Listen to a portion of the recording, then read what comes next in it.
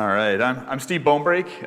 Don't know too many of you here, so I'll just give a brief intro. I'm 40 years old. I'm a Christian. I'm identify as Calvinist and Reformed and Baptist, and the most post-mill, pre-mill guy you'll ever meet. Just to kind of get that out there. I'm a husband, wife of 20 years. I have 4 sons that are here with me today. We have a 5th child on the way, gender unknown. We'll let them pick when they're 3 or 4. Just kidding.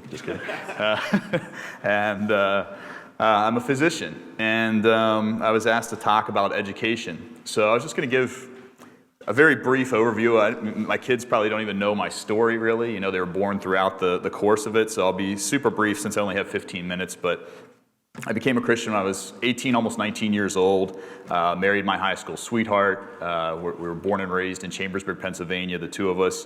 Got married at 20, graduated high school in 2002, and then we went to a state university here in Pennsylvania, and went to Friedensburg, and did pre-med. It was biology major, and that generally takes 4 years. I got into an accelerated course where I did 3 years to get my biology degree, and then they gave me some credits from my first year of med school to kind of consider that a full credit 4-year degree.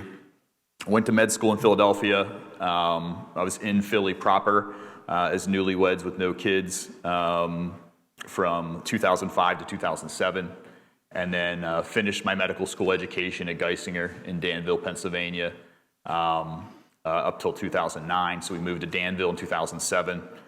And stayed at Geisinger, trained as an internal medicine physician. That's a 3-year residency training program. And board certified in internal medicine, continued on, did a second residency, which is very unusual. If you know anything about doctors, very unusual to do that. And did a 4-year residency training program for radiology, diagnostic radiology, which is reading x-rays and CAT scans and MRIs and that sort of thing. And finished that from 2012 to 2016. And then did further subspecialization in what's called vascular and interventional radiology. Again, fancy talk for an x-ray doctor that does procedures. So we do biopsies all over the body, any tumor, any lump, wherever it's at. Use imaging guidance, be it ultrasound or CAT scan, to see the target and put a needle in it, get a little piece of it, and then send that to the pathologist or microscope doctor to find out what's going on there. And also do stop internal bleeding, burn, freeze tumors, put ports in people to start chemotherapy. Those are all the sort of things that fall into my realm of procedural radiology. So a lot of school.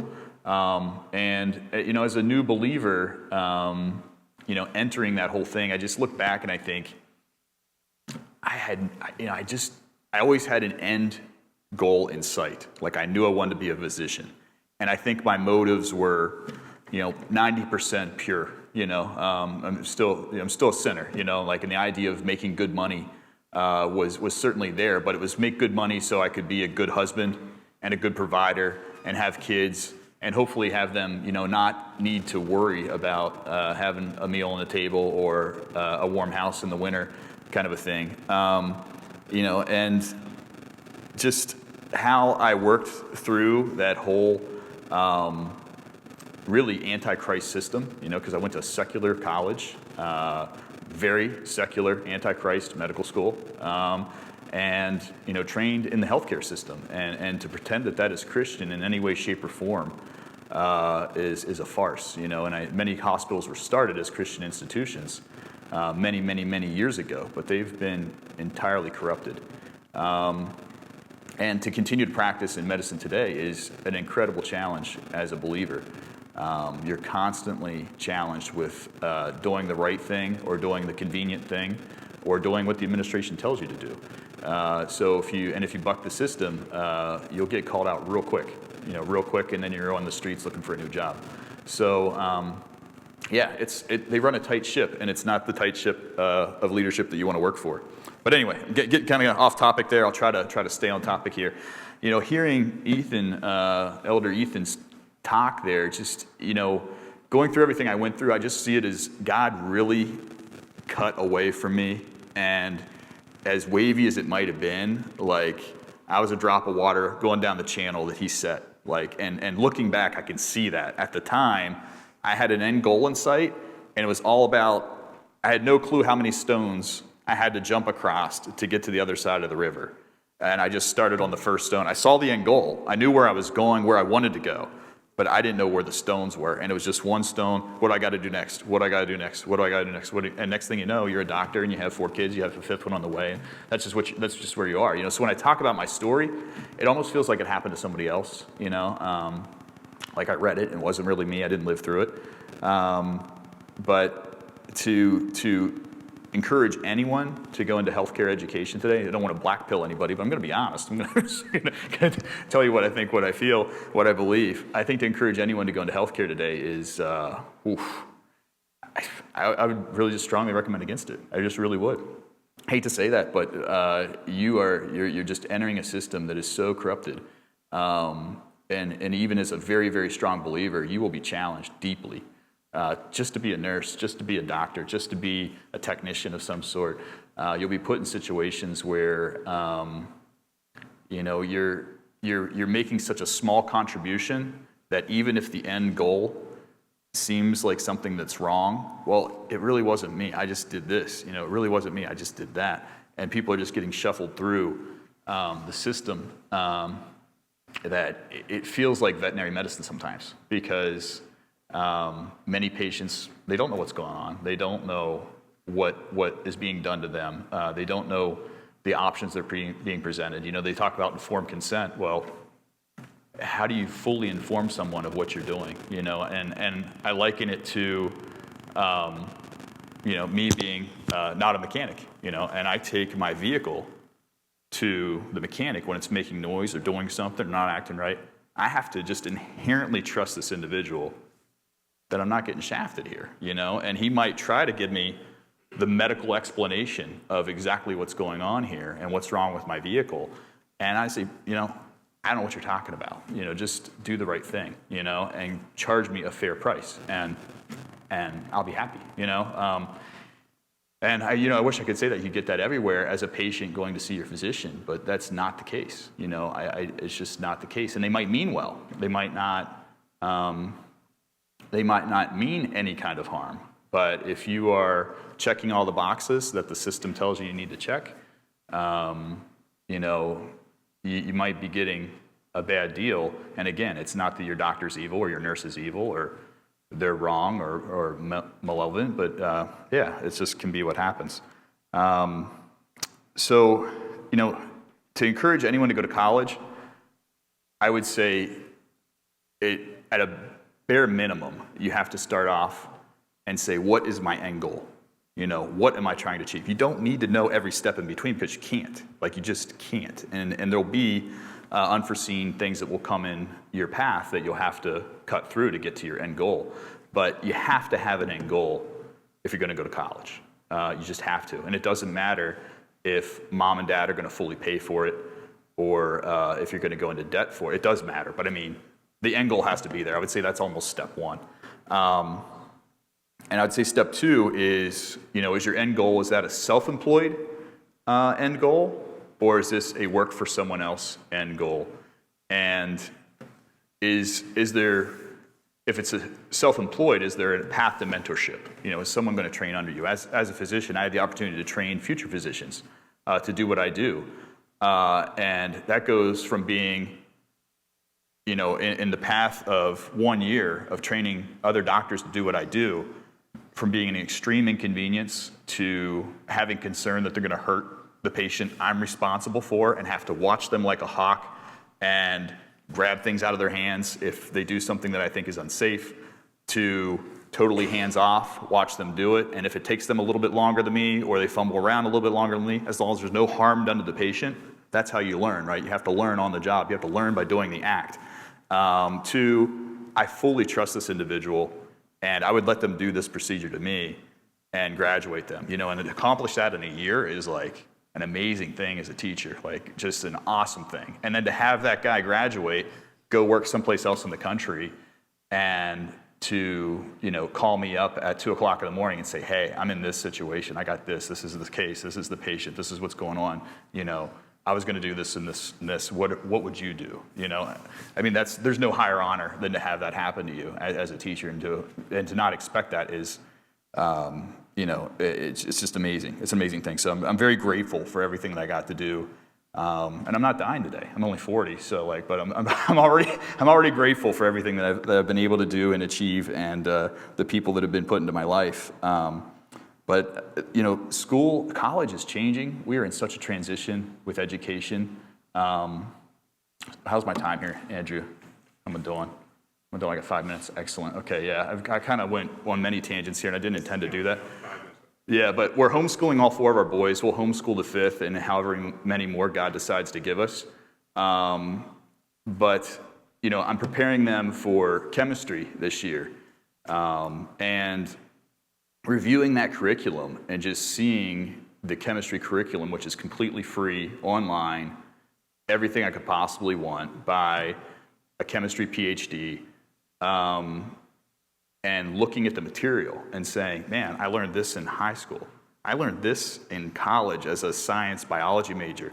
This section is like borderline medical school level chemistry, and it's in this free curriculum I paid nothing for.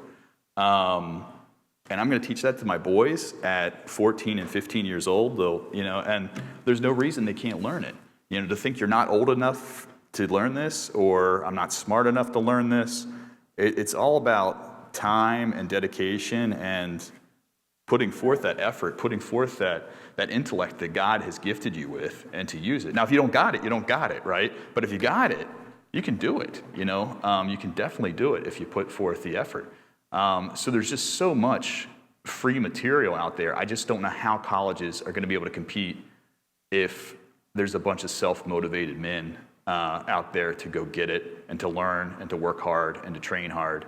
I think the only way it'll continue to exist is the regulatory environment. Whoever said that you need this piece of paper to be a nurse, you need this piece of paper to be a doctor, and you have to be blessed by this government organization in order to go forth and be productive, because we say so. And we're gonna hold the door here, and we're only going to let in people that we say can get in and get out. I just don't think it can hold up in the long term for many of these things, except for the specific occupations that you need a degree for to practice in this state or to practice in the country. And saying all that I just said, the alternative, no regulation, no rules. I talked to doctors that trained in other countries, and they say you'll have a technologist or you'll have a nurse, and they'll work alongside you for a year or two, and then they'll go out in the country and just call themselves a doctor and hang a shingle and start doing surgery. And so there's no rules, So when you have excessive regulation and control versus no rules, obviously there's some place in the middle there. When you pick that job or you pick that occupation, is it going to be fruitful? And when I say fruitful, I mean actually, as a man, are you going to be able to provide for a wife that can stay home, that can raise children, that can fill up a grocery cart and take care of your little ones and your big ones, and you can bring home the bacon as the sole provider, and that leads to a whole separate discussion that we didn't really hit on here today. But if you're paying attention, you're listening. Financial education. Every one of us here probably has a job where we're not getting paid in silver or gold. We're getting paid with digits on the screen, and we're getting paid in chaff. And some of us get a little bit more pieces of paper than others, but we're being paid in a unit of money that is actively being debased at a rate that's never been debased before. And many of our problems that we encounter as men and as families and as churches are money related. And it's that lack of financial education that I've just sort of come to a realization in my studies in the last couple of years that is very, very relevant today to all men. And it's something that we just got to learn because it's the world in which we live. So anyway, lots of things that kind of threw at you guys. Unfortunately, that was sort of a discombobulated presentation, but it was definitely off from the heart in many ways. So happy to take any questions that you guys have. Steve is my Bitcoin guru. Yeah, Bitcoin So guru, if you want to talk Bitcoin later on at lunch, hit him up. We can do a FLINT dedicated to Bitcoin, maybe. Yeah. Well, one of the future FLINT things is going to be on how to provide. That's the fourth. This is intended to be 4 installments of FLINT to kind of get started with 4 times 4 speakers, on different topics. And these are just quick. I know that. But these are intended to start discussions and maybe meet some people who can help you along. So we'll talk about money, God willing, later on. I'm just going to go. Just a comment. So I studied engineering and graduated in 1982, and I guess it was about 2 years ago, went back to a reunion. Now, when I went, the engineering department was very objective. We would use the term woke today. It was not woke. But the liberal arts department, part of the college, was. And I was shocked. The faculty wasn't there. The reunion was on a Saturday. And engineering professors had rainbow flags on their doors, BLM stickers, safe space stickers. And I thought, wow, it's, how objective is the engineering education anymore? I don't know. So at any rate, just thought I'd give you that data. 100%. Yeah, and that's medicine. That's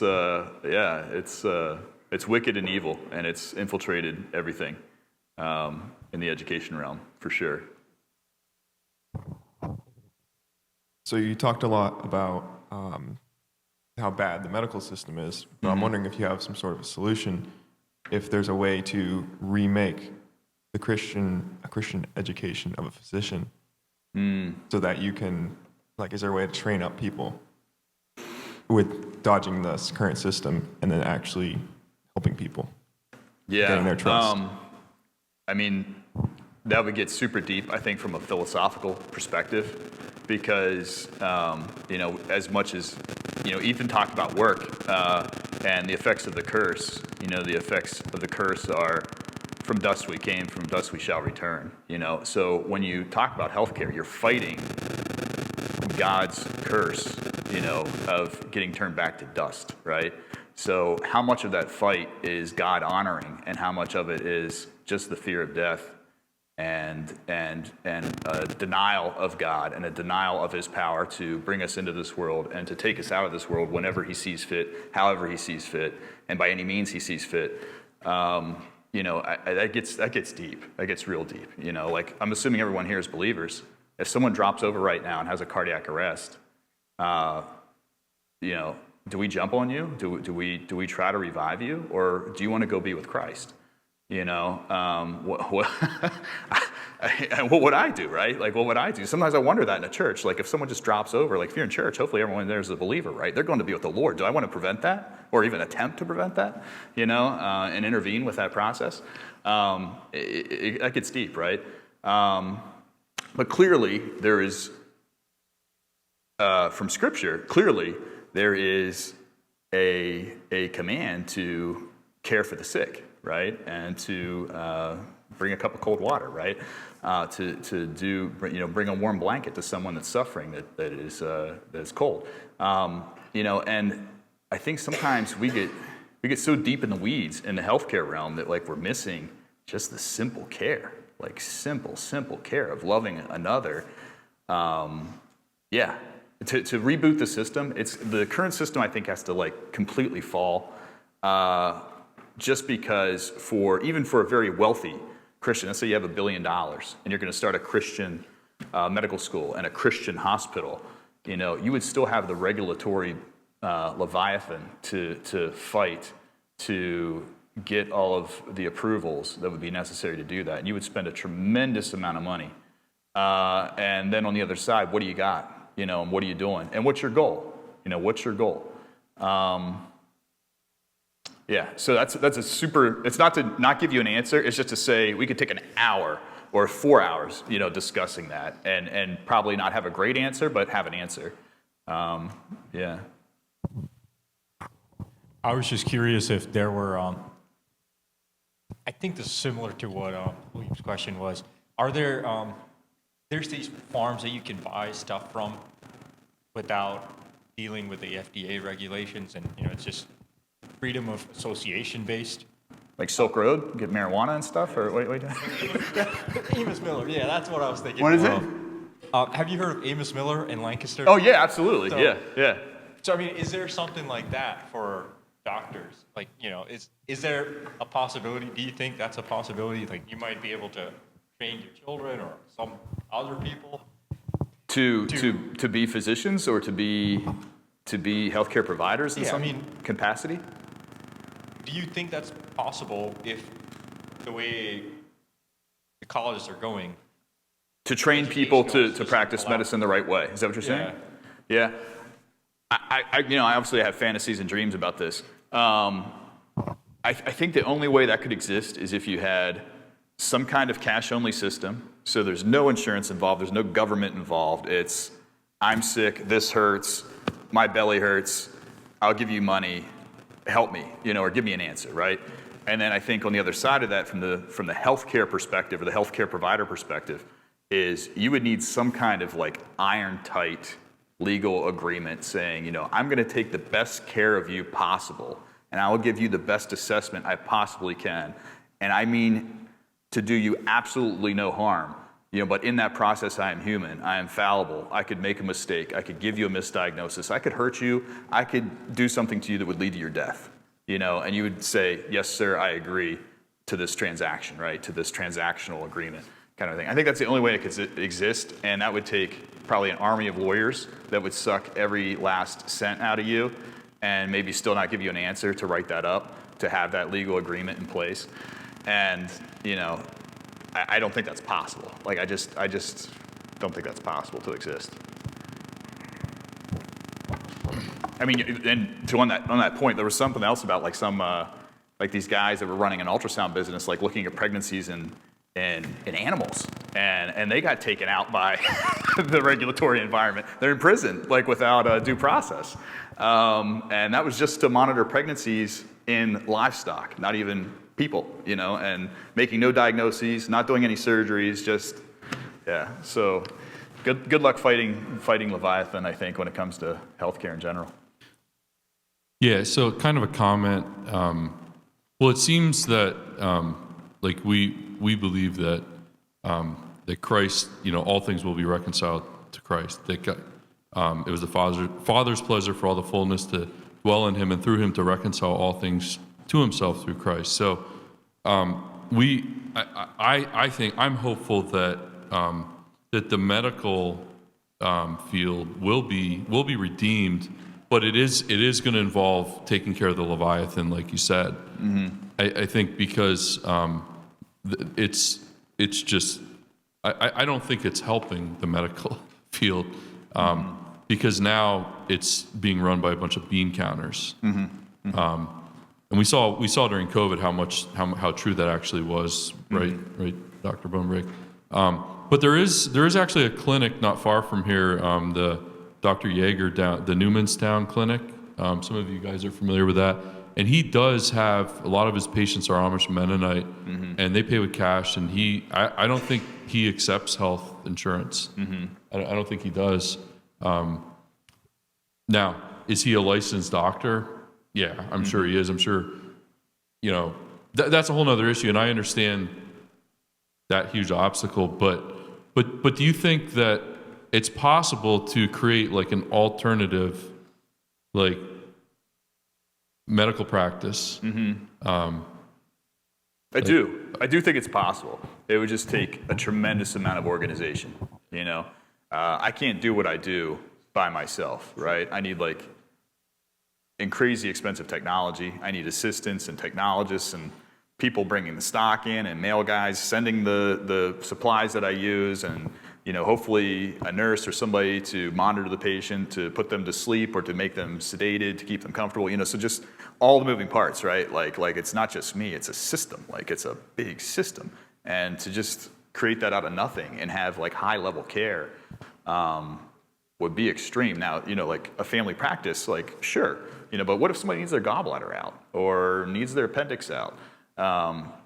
Just to have a small hospital that would be able to do that and to operate on Christian principles and be cash only and totally outside of the government, good luck keeping the lights on, right? I mean, that's going to be really, really, really tough to finance that and to make that worthwhile. And that sounds crazy, but it ain't cheap, right? It ain't cheap. Steer back onto the track of education in general. So you're homeschooling these boys over here. Mm-hmm. One question, I have several probably, but one would be, what do you wish someone had told you about what you need to learn before you graduated high school? I mean, you mentioned, we've talked before about the neglect of financial education. Mm-hmm. So that's a big topic there. Are there any other educational things that before your kids leave your house that you find is like really essential that they know based on, lacks in your upbringing, as good as your parents may have been, like just what didn't you learn? What do you need to learn? I would say financial education is 1, 2, and 3, and 4, and 5. It really is. It really is. But just as important, equally important, I really didn't think about it till you asked that question, is gender roles. What does God expect of men? What does God expect of women? That is not taught, and if anything, it's the right answer is exactly the opposite of what the culture would tell you. And I want these guys to be men, now, or at least informed of what they need to do to be men. And when I say men, I mean good men as employees or workers, good men as husbands, good men as fathers, good men to their neighbor that they don't know, right? That they're just encountering. And yeah, I don't think that is taught at all. Anywhere, really, outside of the church or the family. So as Danielle and I raise our children, we think of often just the huge need of teaching them and training them up in the gospel. Yeah. And so along with, homeschooling and obviously, going through all the curriculum, but what practices have you put in place in your home, in your family, that you have led your family in training them up in the gospel of Jesus Christ? Mm-hmm, mm-hmm. I would say the biggest thing that I've done consistently with all of the boys is just reading scripture. Just flat out, dad, reading scripture. Let them interrupt me, let them stop me, let them ask questions if they want to. If they don't want to, then you just keep reading, And if you spend 5 minutes reading, great, that's better than 0. If they're super engaged and they're paying attention and, it's just flowing, read for an hour, right? Don't be too regimented with it. Like if you miss a day, you miss a day. If you get 6 out of 7, hey, it's pretty good. Again, better than 0, right? Anything is better than nothing. So I think set appropriate expectations, be flexible in the variables of the day. If one kid passes out and the other kid's paying attention, then do you read just to the one or do you wait for another night? Just be flexible in the what family dynamics as they present themselves. Don't be like, I'm dad, I'm going to read the Bible 30 minutes at 7 p.m. every single night, and if you're not in attendance, there will be strict punishments, like that's probably not going to work in the family, or you're gonna really crash into the rocks on that one if that's the way you're going to approach it. But I think just be in Scripture, hardcore, individually as a dad by yourself, right? But then also I think in the family, one of the mistakes I made. In that process is I really wanted to have one-on-one Bible time with each son. And I came to the realization very quickly that's setting too high of an expectation for myself, right? I'm going to get burnt out. I'm going to end up neglecting one of the kids probably. I might rush through it because this is the 5th kid I'm studying the Bible with today, right? It's just an unrealistic expectation. So I think your best bet is to do it as a family. Mom present too, right? No reason mom can't be there. And then just do it as often as you possibly can, for as long as you possibly can, based on attention spans of each kid in attendance, you know.